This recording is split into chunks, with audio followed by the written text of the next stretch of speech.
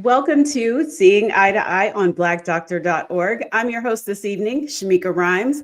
Let me know in the chat where you guys are checking in from. Let me know how your week's going, and also be sure to drop any questions that you have tonight in the chat, and make sure you share this with your network, because you never know who this may help. They may not know where to turn, and this could answer all their questions. So make sure you share it with your network. So tonight, we're going to talk about the importance of advocacy and storytelling for people with low vision and blindness and their allies. Our guests tonight have all participated in the Aspect program at Prevent Blindness. The Aspect program is an advocacy and storytelling skills building program. It is a 10-session online series that uniquely brings together low vision and blind individuals due to a variety of eye conditions. And it connects them with allies such as doctors, medical students, researchers, mental health providers, orientation and mobility specialists, occupational therapists, care partners, parents, and more. And since its inception in 2020, the program has trained 247 individuals from over 40 states and the District of Columbia, Nigeria, Canada, South Korea, and New Zealand. Graduates of the program have joined pharmaceutical advocacy boards to give their input on clinical trials. They have shared their stories at FDA meetings and congressional briefings. They've informed educational initiatives, participated in research, and started screening programs at local health departments. And through it all, graduates remark on the power of learning how to tell one's story for advocacy and social change, and then having the audience to do so. For some, it's the first time that they have really honestly shared their vision-related journey. And participants have the added benefit of learning about the diversity of eye conditions and what it's like to live with these conditions. So I want to introduce you to our guest tonight. And again, let me know in the chat where you're watching from. So tonight, joining us, we have Dr. Edward Blebo. He is an optometrist who has passionately served in specialist clinics focused on retinal diseases such as glaucoma and diabetic retinopathy. He's currently pursuing a master's degree in IT at Ball State University, and he's on a mission to transform clinical care delivery through innovative technology solutions. And he's also a proud graduate of the Aspect program. Welcome, Dr. Blebo. Thank you. Thank you for having us. Next up, we have Nicole Harris. She is a Bay Area native, and she's been a passionate advocate for over 20 years, championing children with learning differences and blind individuals. And after losing her vision due to a crushed optic nerves and a I'm going to mess this up, pseudotumor cerebri diagnosis, she earned 5 degrees in 5 years. Wow. And you're currently pursuing a master's degree. Nicole founded Love the Hope Project, a nonprofit bridging service gaps for blind individuals. Welcome, Nicole. Thank you. And then we've got Stephanie McCoy. She's a true force of change, using her powerful voice and platform, Bold Blind Beauty, to challenge how we think about blindness. And she's driven by an unwavering commitment to kindness, compassion, and social justice. She's also a transformative force in disability advocacy. And as the founder of Bold Blind Beauty, she's created a powerful platform that demystifies blindness through compelling storytelling, challenging societal perceptions and empowering individuals worldwide. Welcome, Stephanie. Thank you. Y'all gonna make me be here. Yeah, y'all gonna make me read them tonight. Y'all have some amazing bios. Welcome. I see Gastonia checking in and Asheville. Welcome. So Nicole and Stephanie, I want to hear both of your stories of how you lost your vision. So I'm going to start with you, Nicole. Okay. And then we'll come to you, Stephanie. How does that sound? Sounds great. All right. Okay, so imagine you're getting ready for New Year's Eve, and you're going to cut your crease with your eyeshadow, and you can't. And I realized that something was really wrong with my eyes. And so I got to my sister's house for New Year's Eve, and I was like, something's wrong with my eyes. Now, I'd been dealing with the pseudotumor issue, but I'd been taking the medicine. I had lost over 100 pounds. Everything was good. So we're like, we don't know what's going on, because the end result of having a pseudotumor, if you don't take care of it, is your optic nerves eventually will be crushed. So we go through 3, 2, 1, and I'm like, I'm going blind. So that next day I went to the emergency room. They're like, here, take these antibiotics again. The antibiotics were the culprit. I went to my ophthalmologist. He was like, who gave this to you? Why did they give this to you? It says in your chart that you're allergic to this stuff. And so I was like, okay. I was a person that was an early childhood educator. I have to be able to see to take care of the children. So immediately I was off work. And then it was just a blur of doctor's appointments and just like what's going to happen next. I didn't have any services. And then I go to my neurologist and he's like, we need to put a drain in your back. So I had a drain in my back for 4 days. I would rather have another child with no epidural and an episiotomy than have that happen again. It was 45 minutes of the worst pain. My sister, this is when I really learned about advocacy. My sister's like, all the pictures I saw on the internet, their back was kind of curved and you have her sitting straight up. So my sister just came over and kind of lowered my table so my spine curved.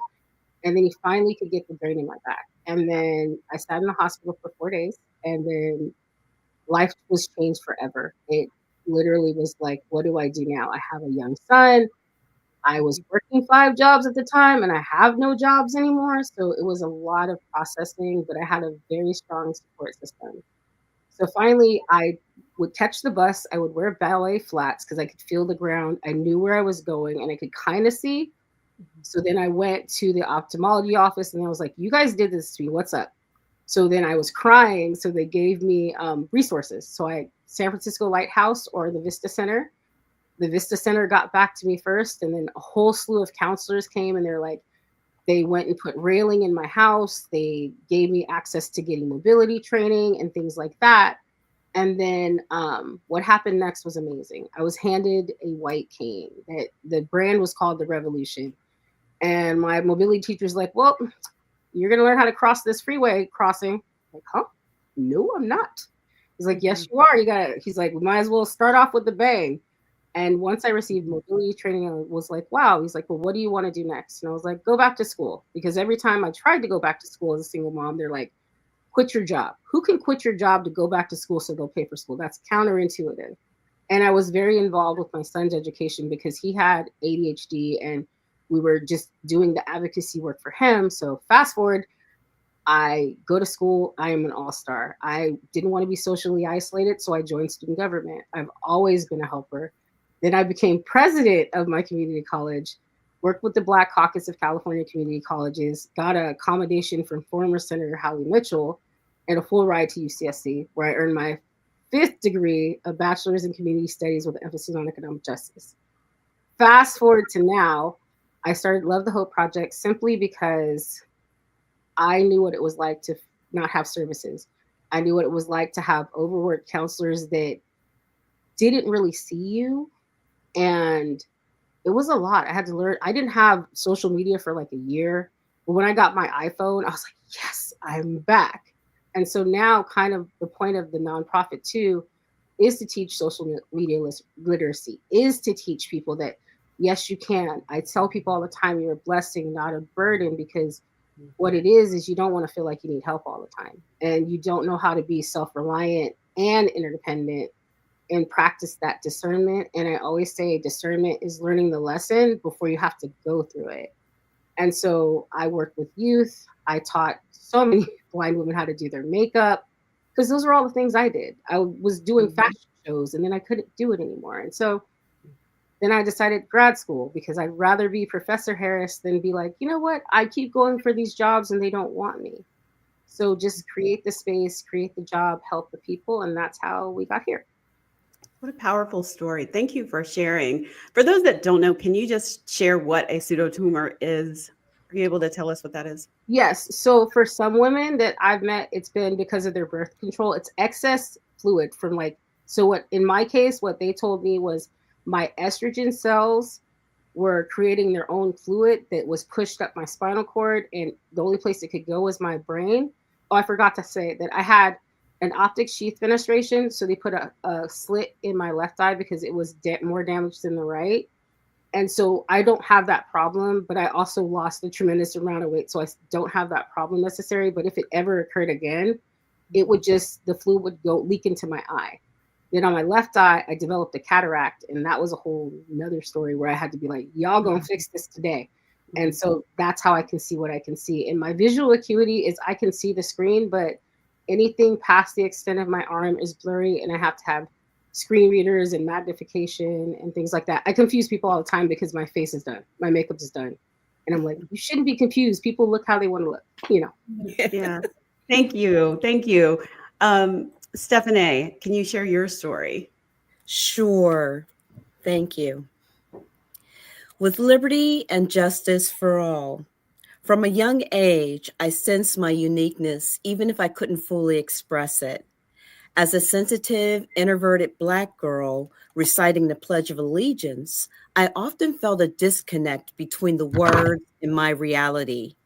Growing up in a hostile environment, I felt helpless, voiceless, and worthless.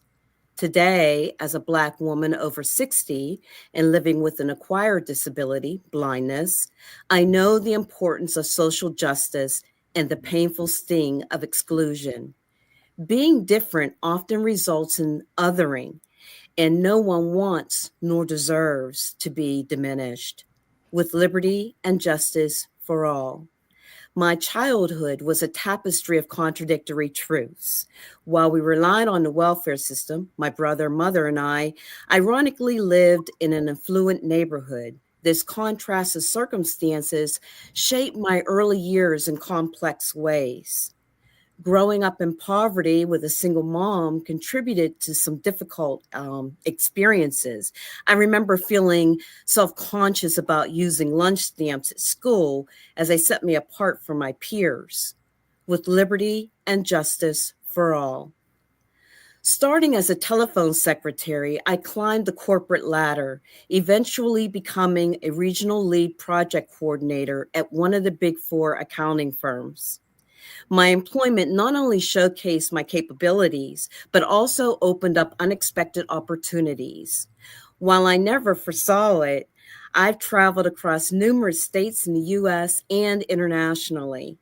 My career was fulfilling, but my volunteerism elevated my sense of purpose.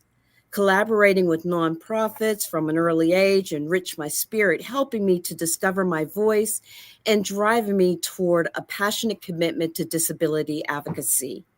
Standing up for the rights of my son and mother, each facing different disabilities, shaped my evolution from a vulnerable child to a determined advocate. Through persistent efforts, I navigated complex systems, securing important victories against a school district, an apartment management company, and the Social Security Administration. These experiences not only improved the lives of my loved ones, but also empowered me to become a strong voice for those facing similar obstacles. With liberty and justice for all. In 2005, as I removed my right contact lens, my reflection suddenly vanished from the mirror. Despite an uneasy feeling, I dismissed it as a side effect of new medication. Removing the left lens restored my usual blurry vision. The next day, on my doctor's advice, I consulted an ophthalmologist who referred me to a retinal specialist. This expert believed he could restore my sight through intensive treatment.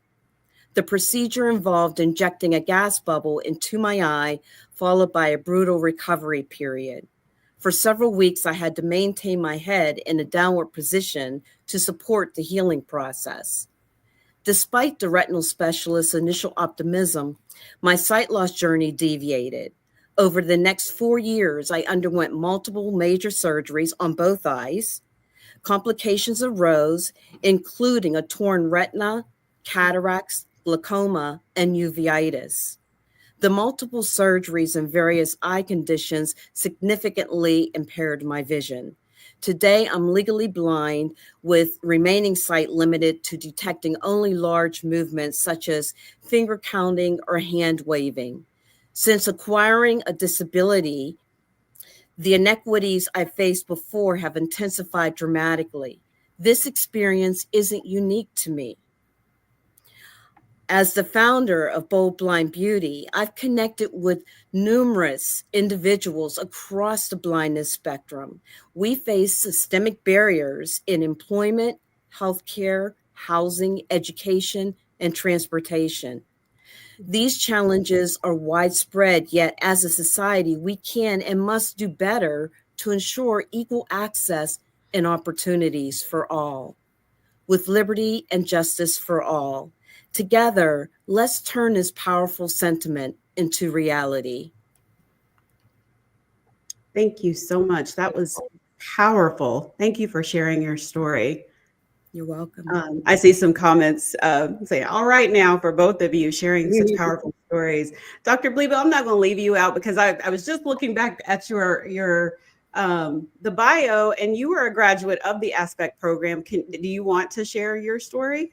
You don't have to, but if you are Yes. okay. Well, I just quickly share something a little. Okay. I must commend these wonderful individuals for what they do despite the systemic challenges they are facing.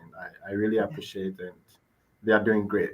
But my advocacy actually began a bit more when I was an intern. I worked with, like I said in my bio, I worked with a couple of ophthalmologists. So this young lady came in, 50% of vision gone due to glaucoma. And the backstory is that she was diagnosed about 3 years earlier when she brought in her father that lost both eyes due to that disease.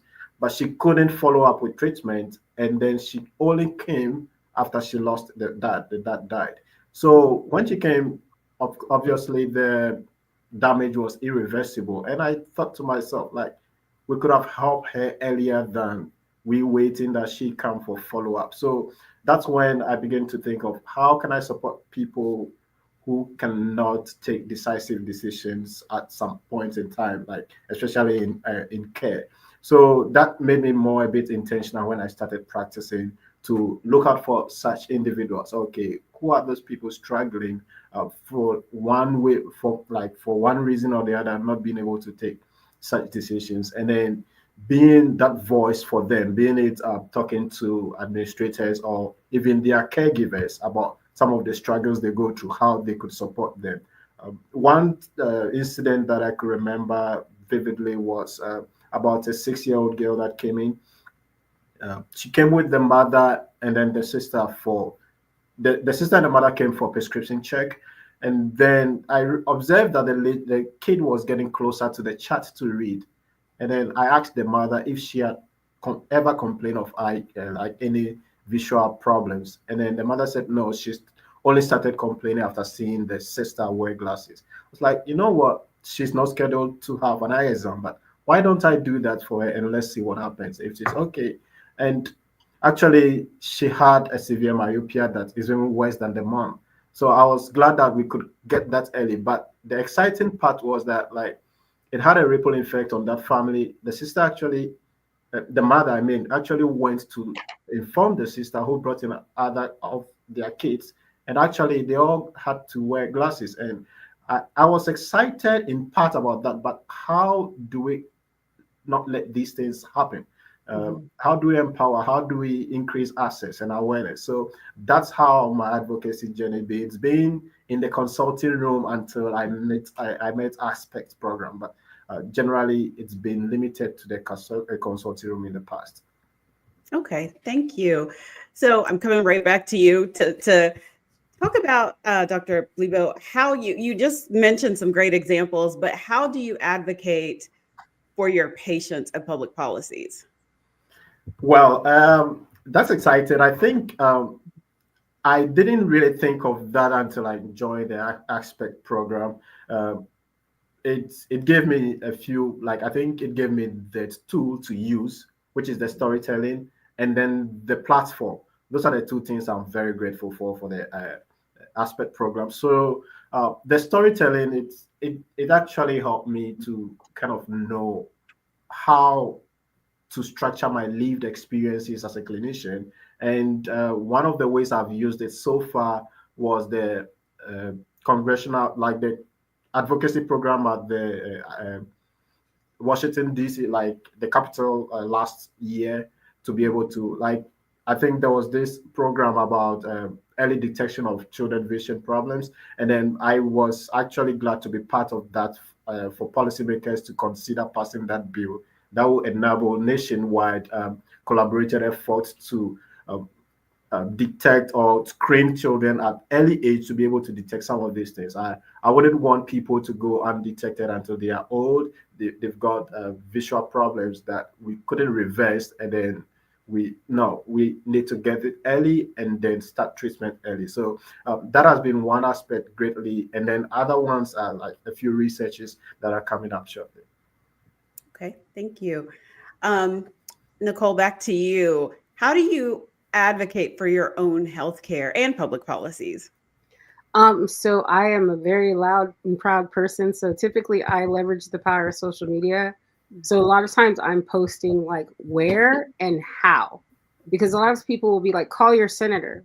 But there's so many people that don't know how to do things like that. So I explain it to them with no shame or no stigma attached. I'm like, step one, step two, step three, step four. And that's because I work with like littles, like 3 and 4 year olds.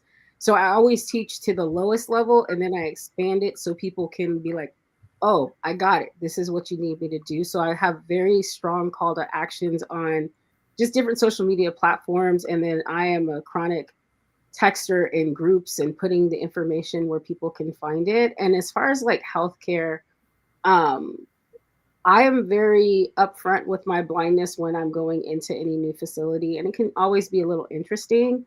But now versus 13 years ago, people are more accepting, they're more helpful. They're not like, oh, just let me try to find my own devices. And I say, as a person that had something where somebody gave me the wrong medicine, I was very hesitant for doctors. I was very, it scared me for a little bit. And just as a Black woman that's plus size, like I remember arguing with the doctor. She's like, well, I don't understand why your blood pressure is low, not normal. And I was like, I can have normal blood pressure and be big. It's okay. I'm an active big person and I'm working on getting smaller. Like, and I immediately got a new doctor because I want to feel comfortable. I want to feel heard and I want to feel seen. And I use that right to say, you know what, you're not the doctor for me. You might be the doctor for someone else. Because it was a very, I had this thing happen at the hands of a doctor, but then I had to trust and believe in all the doctors that were helping with the surgeries and the nurses and the people. And it's like, people make mistakes, things happen, but you have to know what you need. You have to check in and be like, oh, I need to go for this screening. I need to go for this test.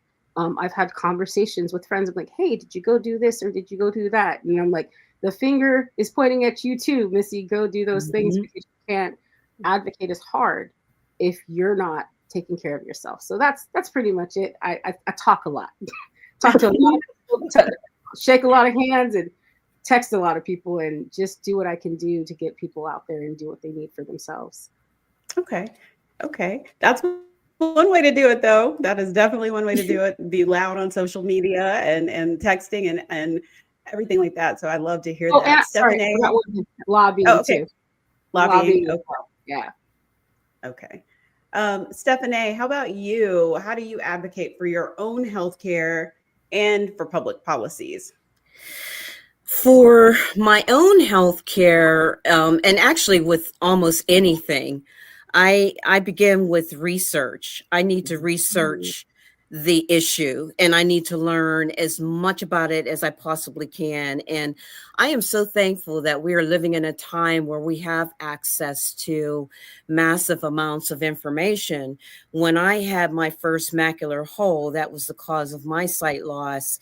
I was able to go home, look that up, find out what it was. I found out what the fix was. So I knew about the surgical procedure that I was going to have before I even saw the retinal specialist. But there was something that Nicole said that I wanted to touch on before I forget. And that is, I think it's really, really important. You know, once you figure out that a doctor is not working for you or not working with you, because I think of it as a collaborative relationship, that you fire them. A lot of people, you know, especially back in the day, like my grandmother or my mother, they would never think about firing a doctor because a doctor was almost close to God, you know, and you had to listen to what they tell you. And today, thankfully, we do have access to information. We can speak up for ourselves.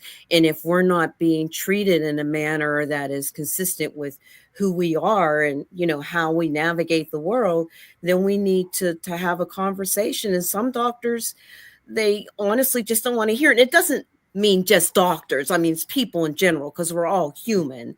But I just wanted to touch on that before I went any further. And then another thing, as far as advocacy is concerned, and I tell this to my team at Bold Blind Beauty all the time. They get tired of hearing me say it. So I love this quote by Jackie Joyner Kersey that says, "If I stop to kick every barking dog, I am not going to get to where I need to go." And I think that's really important, especially when it comes to advocacy, because there are so many great causes out here, and there's so many social ills, happening in the world, that it can be easy to become overwhelmed. And I'm not doing enough. I'm not doing my part. And really, I think if we just focus in on that one thing that's really important to us, or to a loved one, or maybe a group of people that we're involved with, that is doing our part, and it is enough. And so with those things, like doing the research and using our voice, thinking critically, asking lots of questions, I think all of those things, together are advocacy. And the other thing I love about advocacy is that there's no one way to do it. Like you just said about Nicole and how she does it. There's a myriad of ways to advocate. And I just love that, because there really is no one way. If you see something, you know how they say, if you see something, say something. I like to say, if you see something wrong, then do something and create something. So I hope that answers the question. It does. It does. Thank you. Thank you. And I want to remind everybody in the chat, if you have any questions, please feel free to drop that in there. And it just also, going back to the advocating for yourself, it makes me, and advocating for others. And like you said, there are plenty of ways to do it. I've done it through a whole podcast and yelling and stuff on social media and everything else. So there's so many ways that you can do it. Blog, or, shaking hands, there's all kinds of ways. Dr. Blibo, how has the advocacy training impacted you in both your work and personally as an ally? And then hearing your peer stories during the course of the Aspect program. And I know you kind of answered that a little bit earlier, but I thought we'd dive a little bit deeper into that. Oh, okay. I would like to start on first hearing my peers talk about those lived experiences. Actually, as clinicians, sometimes we go off more into the pathologies, like, okay, diagnose the disease, tell them what to do, but we don't, sometimes we fall short on knowing or like understanding the lived experiences, the social impact, the quality of life that is being impacted by these decisions we want our patients to follow. So having heard those lived experiences from my peers during the program, I was really, really touched. Like, how do you relate to somebody who is having these challenges? It's not as if they are not capable of doing anything. Sometimes there's a misconception that, oh, they cannot do anything for themselves. But you could see that, oh, yes, they have actual real struggles, and they can be able to do A or B, but they just need that listening ear to be able to, okay, this is the best way you can support the person, not assuming that this is the way I should support. So those things, I was really, really grateful that those lived experiences were brought to bear. It was a safe space for them to discuss everything, like at least most of the things that time will permit us to discuss. So I felt like I got more closer to my patients, although they were not actually like my patient, but I got more closer to the people I would serve in a more like natural way than in a clinical setting. Hey, how are you doing today? Anybody can say I'm doing well, depending on the space you create. But in such outside of the clinic, I got to know the different personalities, how their day-to-day activity, like their life is affected by my actions or inactions. So I was really grateful for that aspect of the program. And like I said earlier on, back to the tool that it gave me, the storytelling. Actually, I didn't really consider using stories to advocate for change. But like when I heard the stories, and then the training we went through, I began to think, okay, what are some of the lived experiences, especially I could get so much into so many things that could go wrong and stuff like that, but what one thing that I really want to change, like Stephanie said, like what is that one thing you want to focus on, and then try to change that. So I got really more interested in that and working towards that, like, okay, patients, doctor relationship, how do I change it from that angle, and then possibly in the future extend it to a larger policymaker decision making and all those type of things. So that has been the impact so far, and I'm really grateful for those things. Thank you for sharing. Nicole, how has the Aspect program changed you? The Aspect program has changed my life tremendously, and the fact that it's reignited something that kind of went dormant but gave me a better pathway of how I wanted to move forward. Being in the meetings reminded me that people, one, need to hear their stories. And so for October, I was teaching blind folks how to own their origin story, because you need to be able to tell your story in the way that you want and not the way that someone else wants it. And then it was like, okay, you actually really can create your nonprofit, because for several years I had been helping blind people just by myself. So in the past 5 years, I've probably done like $5,000 worth of just things for people. Like they needed a wig so they could go to a job interview. They needed an Uber ride. They needed food in their house. They needed Christmas. They needed Easter. And I just made it happen for them. And I was like, I can do this on a grander scale, teach people how to tell their story. And Aspect really gave me another tool and framework to go off of. And it really was what inspired me to go into human communications, because I'm learning about the different organizational structures and how does blindness fit into that? How do the things that we go through as people not being able to see to initiate conversation, or what reductions are we making so we don't have a violation of how we feel or what's going to happen or how people treat us. And it really just armed me with the tools to be a better advocate, more confident advocate, and expand my network. Thank you. Your video is frozen, but we can still hear you. I'm not sure Yeah, what I'm going happened. to grab my son to fix it.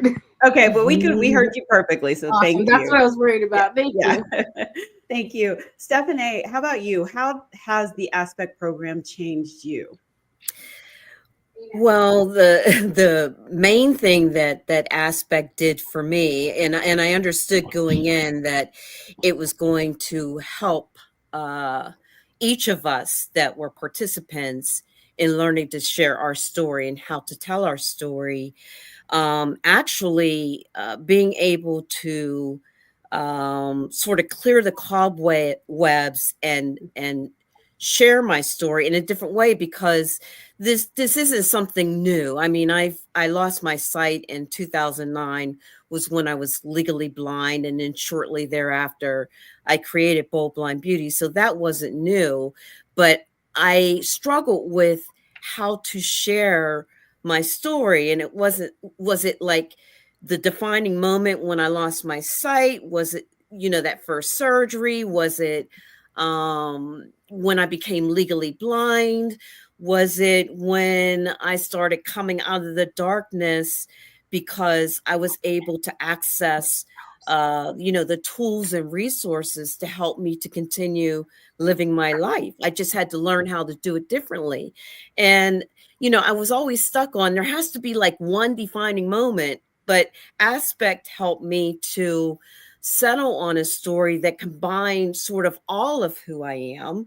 As I had said in my story, it started from childhood on through, midlife to where I'm at now. And it's going to continue, because as we still draw breath, our stories are still evolving. And I think that's just a beautiful thing. So I just love that. I love how they help me to be able to tap into, that part of me, to be able to convey that and not really feel a whole heck of a lot of shame around it, because there was also a great deal of shame with some parts of my story. But it's who I am, and I embrace it now. And I also enjoy sharing that with other people and providing them the opportunity to share their stories. And that's what I do at Bold Blind Beauty. It is a media platform that demystifies blindness through storytelling. So the people I feature are sharing their stories.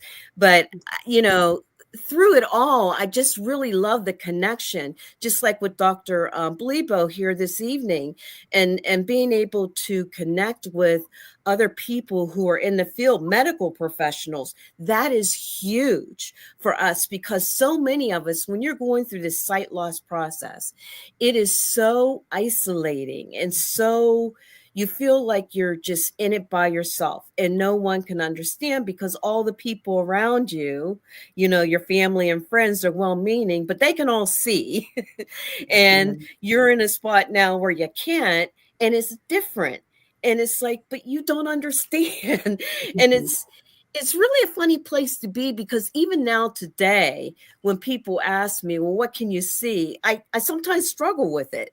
So if I struggle with it and I'm going through it, then how can I possibly hope that other people can understand it?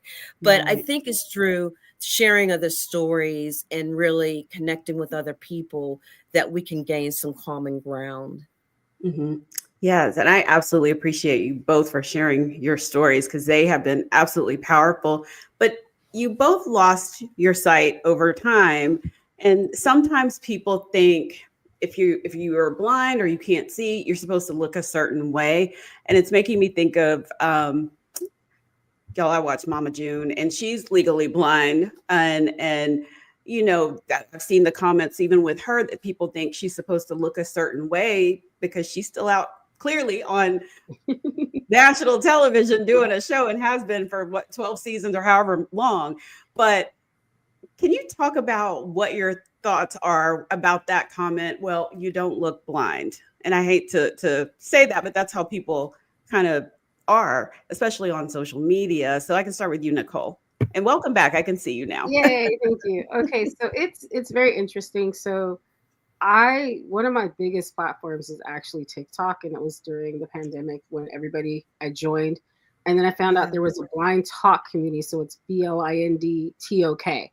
So that was all the blind people, and a lot of the conversation that goes around is like, we're like, vision exists on a spectrum, and so a lot of people will be showing and demonstrating what we can do, and there'll be a lot of ableist comments that occur, and I've gotten a lot. Like somebody's like, you're too, like when I go to Vegas, of course I'm going out, I have my cane's done up, but they're like, the bouncers will be like, are those nunchucks? And they'll be like, but you're so pretty. I'm like, what does it have to do with me being blind?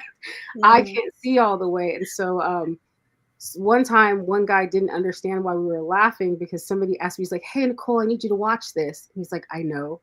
And we were explaining to him, because he just came from South Africa, and we're like, no, she's legally blind. She can't really see that well. So he took his hand and put it in front of my face, and moved it back and forth. And we just laughed about it. And so one of the things that I try to teach people is individuals don't understand an experience that they never had. And when it's a younger person, I'm like, I gather them nicely, and I'm like, oh, vision exists on a spectrum. So that means some people can see with the help of glasses. There's a whole bunch of different diseases. And sometimes I don't stand for it. And like, okay, you're too old to know this. I said I could see what I could see. And so then I do it that way. But I choose to educate, and I choose to like help remind other blind folks, don't step into the rage bait, because it's only going to get your pressure up. Yeah. And it's challenging, because people are like, but you're so coordinated. Your eye shadows looks nice and amazing. And I was like, it's a skill. And I teach blind people, it's not hard, it's just unfamiliar. The only reason why I could do my makeup and feel confident is because my sister color matched me for 2 hours. And every month I go have her look at my face and tell me, oh, you have a blemish here, cover here, here, here. She's like, I'm not drawing on your eyebrows. So I was like, well, bet I'm going to go get them microbladed, and went and got them microbladed. I had her do a reference picture. So it's like, there's a lot of interdependence that they're missing on, because the traditional images are of the people tapping their cane wildly. And to be honest, technology has been the biggest game changer, because the things that I can do now, I'm at 98% capacity of the things that I can do that I couldn't do once I lost access to my vision. Between using my Meta Ray-Ban glasses mixed with chat GPT and their video camera asking questions, or the Be My Eyes app where you can call a volunteer or actually have your glasses done with that, it's going to confuse people even more, unfortunately. But at least the technology is advancing and we're advancing. So it's challenging, because if you're in your feels, you will come at somebody crazy. But if you're like in a good place, it's okay. And some days my friends are like, wait a minute, but you could see 5 minutes ago. I go, but the lighting changed. My eyes are tired. And I go, so they even know. And so I have to remember, because they don't know what they don't know. They're not in my eyeballs looking at what I'm looking at. Yeah. Wow. Thank you. Thank you. And I'm going to have to look up that on TikTok. I have a obsession with scrolling on TikTok, so now I'm going to check it out. Stephanie, how about you? What are your thoughts? Yeah, well, I agree with everything Nicole said. And I also would like to add that Dr. Stephen Shores had said once of people with autism, he said that once you meet one person with autism, you have met one person with autism. The same thing applies to blindness and everything else across the human perspective. Blindness is a spectrum. It truly is. And so when people say that to me, I don't get upset. I mean, what's the point? I get it. I really get it, because coming from, being a person who was sighted, and quite honestly, I wasn't really that sighted. It was just that my vision back then was corrected with lenses. I was a high myope. I was born a high myope. And what that is someone who has extreme nearsightedness. I've had that all of my life. So, once I reached a point where my sight couldn't be corrected anymore, then that was different. But we're not going to be able to change, how people may perceive us or, look at us because of some of the misconceptions that are out there. But I do like to take the tack that Nicole does and take those opportunities to educate people. I had one lady one time ask me, she got all up in my face in an elevator, and she's like, but your makeup's on so perfect. Like, how do you do your eyeliner? And I'm thinking to myself, woman, I have been wearing makeup for like 30 some years. If I don't know how to do my eyeliner by now, I just don't know what to tell you. So a lot of it is muscle memory. So for people who lost their sight later in life and they did these things prior to losing their sight, they may have to learn a different way of doing it. Like, I use different products now. I don't use like liquid eyeliner, but there are blind people who do use liquid eyeliner. Kudos to them. I can't do false lashes, but I know plenty of blind women who put on false eyelashes. Like Nicole, I wish that I did do the microblading thing, because right now I'm doing stencils for, my eyebrows, but I'm all for anything that's going to make life a little bit easier. So doing like the tattoo eyeliner, microblading, all that stuff, give it to me if I can afford it. But really, when you think about it, especially when we talk about beauty and fashion and style, those types of things, people think of blind people as frumpy. We don't care about how we look, how we appear, but we live in a sighted world. So while we may not be able to see, people can see us, and we do care about how we present ourselves. But then if you look at the humanity on a whole, there are a lot of sighted people who don't care about how they present themselves. So, I just wish we could get past the stereotypes. Okay. And I wanted to give Dr. Blibo a chance to weigh in on this. What do you have to say to people that make these comments, to those that may have limited vision or blindness? Well, from Nicole and Stephanie, I think it cannot be overemphasized that blindness is a spectrum, and the experiences are unique to each individual. You don't expect to use the experience you know about someone you have encountered that is blind and then juxtapose that to, okay, I have met another person that is blind, so that must be occurring to that person. It's quite unfortunate sometimes, even in the clinic, you see caregivers trying to overstep boundaries when giving care to blind people. Like, can you listen? Like sometimes it's just good to listen to the person to know what the experiences are. So it cannot actually be overemphasized that blindness is a spectrum and people experience it differently. It behooves on us to act in good faith to understand them and then in the best way possible assist when needed. It's not like we could generalize their experiences. Okay, I've met this person with blindness, so okay, this other person too, it must be going to the same thing. It's sometimes uncomfortable. Like it's just not the best way. Okay, thank you. This question is for all three of you, and we can start with we'll start with Nicole and go around the circle. What should our viewers know about the challenges faced by those with vision impairment and how to talk with them or treat them? Like, how would you say? I mean, you kind of addressed it a little bit, but Yeah. what should they know? Or what? Let me rephrase this. What do you want our viewers to walk away from this conversation? I definitely want them to know that each blind person is very unique. They are not a show pony. Listening. I always say listen with the intent to understand instead of the intent to reply. When you're thinking of planning events, like my family, we've gotten used to, we have a bridge of games that are audio based for me, or if we're playing a game where it's like an acronym game or something, we've changed up things. So we try to be accommodating and inclusive to everyone. And more than anything, one, take care of your eyes, and two, just really understand that there will be moments of isolation that you will never be able to understand because the whole world is going around you and you want to be a part of it. And so the more inclusive that you can be in saying, like, if you see a person that's struggling and they have the right cane, you can say, hey, do you need some support? How can I support you? And if they say no, then okay, bye. Like, it's fine. But sometimes people are set in their ways.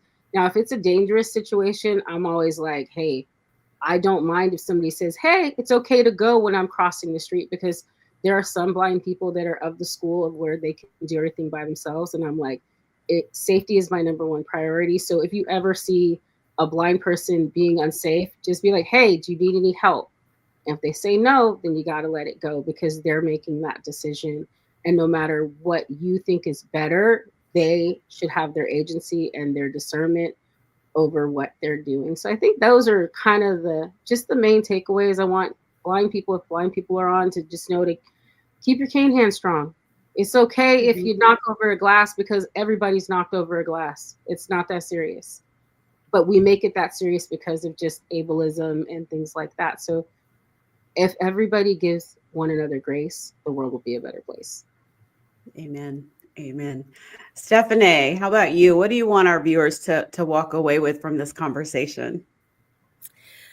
I would like them to walk away with the idea that, a lot of people think that they've never met or encountered a blind person, but I would like to challenge everyone here to understand that you probably have and just didn't know it, because blindness is a spectrum. You wouldn't know that a lot of blind people are blind without them self-identifying. Only 8% of blind people use a white cane or a guide dog. That's quite telling. I think, and this is just personal, I think a lot of it could be because of the stigma that's associated with blindness. I had a doctor tell me one time that it would be a tragedy to learn how to use the white cane because he felt like that was a personal failure, but it wasn't about him. It was about me, the patient. So to Dr. Blibo's point, looking at people as people and not, objects, or not as a condition, we're still human. Yeah, absolutely. Dr. Blebo, how about you? What do you want our viewers to walk away with from this conversation tonight? Well, I would say that they should see people with visual impairments as one of the most resilient people you can ever meet. Like typical, like not typical. Like example, look at Nicole and Stephanie. Like they're able to do these things. It doesn't mean blindness does not mean they. It does not mean that they cannot do anything. They are really, really inspiring people to get close to. Don't feel like, oh, I don't want to get close to them. If you get to know them, they are really, really one of the best, like the best people you can be around with. Just understand them and getting close to know them. It means you need to do a little bit of research. How maybe if you have the opportunity to understand their conditions, you know how to approach them better. You know how they want to be addressed. I remember there was an instance that I was crossing a road like Nicole mentioned, and then I saw someone with a white cane. I was like, "Can I help you cross the road?" And she was like, "Oh, I'm okay." And I feel at peace knowing that the person is okay. That, oh, okay, it's not as if I want to impose that help on the person. No, like it makes it a bit uncomfortable for everybody. And don't go away feeling guilt or some kind of rage that the person declined that offer. No, understand them, support them. You shouldn't, it's not pity. They are not demanding pity from you. They are demanding support and understanding.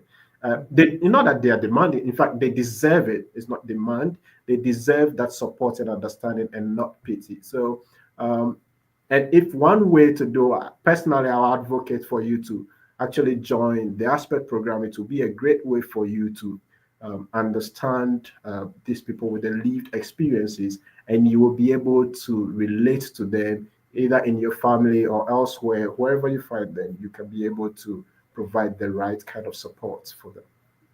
So can anyone join the Aspect program? Like, like you just mentioned, like caregivers or other family members? Yes. Okay. Okay.